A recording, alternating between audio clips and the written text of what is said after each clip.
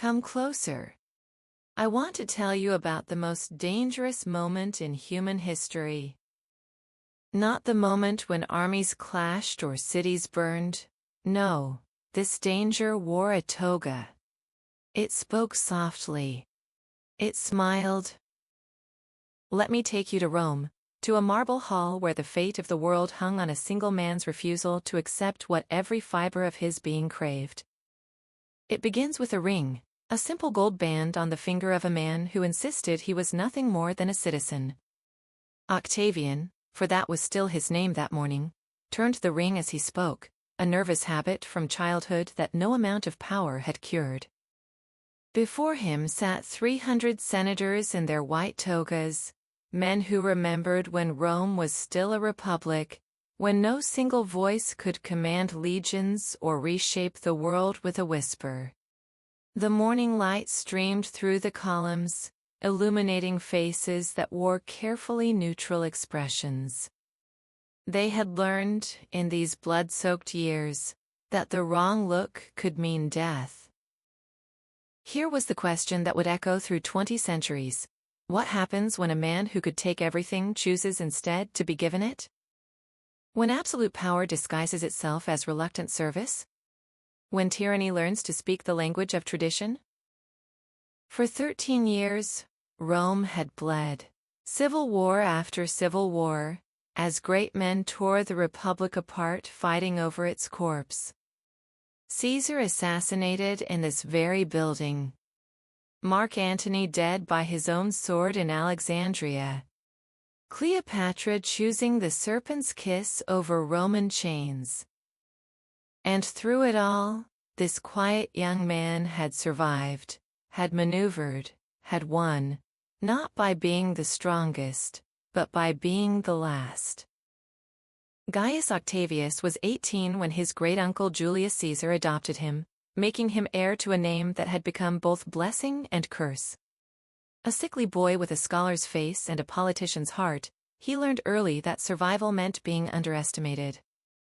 "I am Caesar's son," he would say, invoking the ghost of greatness while his enemies dismissed him as a pretender. But those enemies, Brutus, Cassius, Antony, where were they now? Dead, all dead, while the sickly boy had become the master of the Mediterranean world. Marcus Agrippa sat in the front row, the general who had won Octavian's battles when Octavian could not. Loyal as a hound, brilliant as lightning, he had never once reached for power himself. Next to him, Gaius Maecenas, the diplomat whose silver tongue had turned enemies into allies and allies into instruments. These men had built an empire, and now they watched their leader prepare to refuse it. Rome in 27 BCE sprawled across 7 hills like a drunk giant, magnificent and chaotic. The Forum Romanum bustled with merchants hawking silk from China, spices from India, amber from the distant northern forests. Slaves carried water from the aqueducts that brought mountain springs to marble fountains. The Circus Maximus roared with 200,000 voices cheering chariot races, their bloodlust temporarily satisfied by sport instead of civil war. But scratch the surface, and the scars showed. Proscription lists still haunted every family, who among them had not lost a father, a brother, a son to the knives of political vengeance?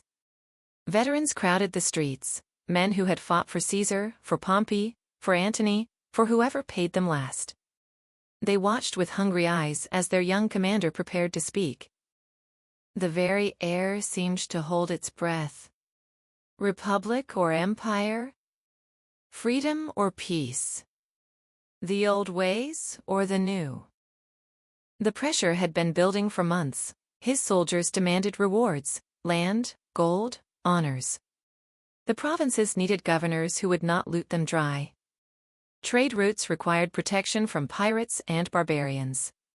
Egypt's grain ships kept Rome fed, but only if someone controlled Egypt. The senators whispered in their private gardens, "He has 30 legions. What if he grows tired of pretending to consult us?" The people chanted in the streets, "Give us peace, give us bread, give us someone who can deliver both." And still Octavian hesitated, turning that simple gold ring, the only ornament he allowed himself. Because he understood what they could not, that this moment would never come again. Once he accepted supreme power, there would be no returning it. Once Rome became an empire, it would never again be a republic.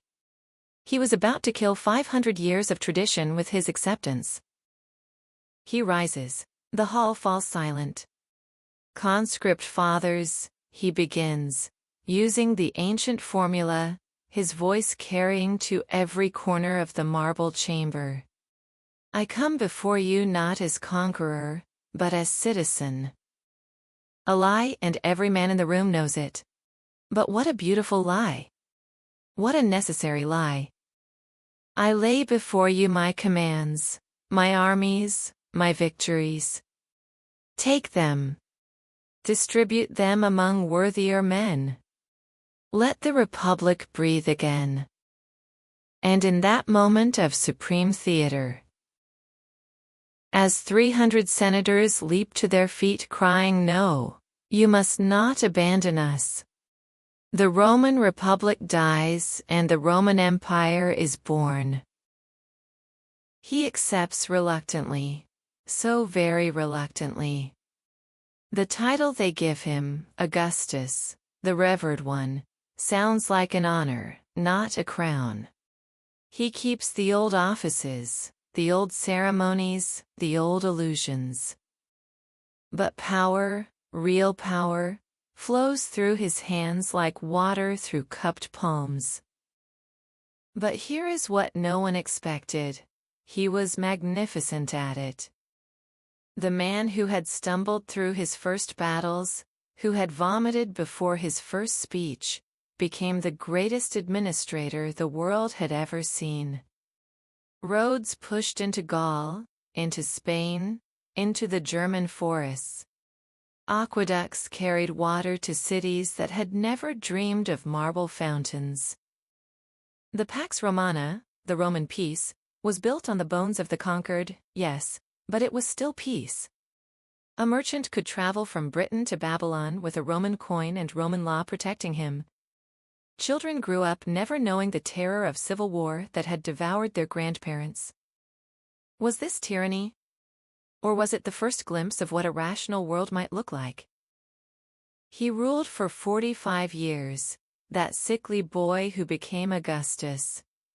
When he died in his bed, a luxury few Roman leaders enjoyed, he left behind an empire that stretched from the Atlantic to the Euphrates. 14 subsequent emperors would try to match his achievement. None would succeed. The system he created would endure for 5 centuries in the West, 15 centuries in the East.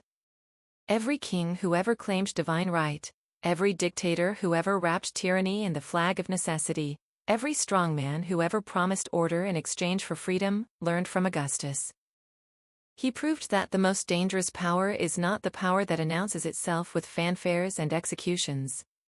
It is the power that arrives quietly, wearing the mask of reluctance, speaking the language of tradition while rewriting every rule.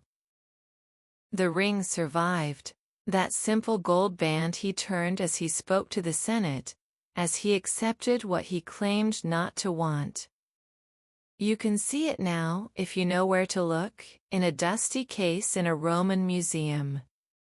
The inscription inside is worn almost smooth, but scholars can still make out the words, Res Publica, the Republic. He wore the Republic on his finger even as he buried it. Perhaps that was his greatest victory. Not conquering Rome, but convincing Rome that it had conquered itself. The ring still catches the light, after 2,000 years. Still beautiful. Still dangerous.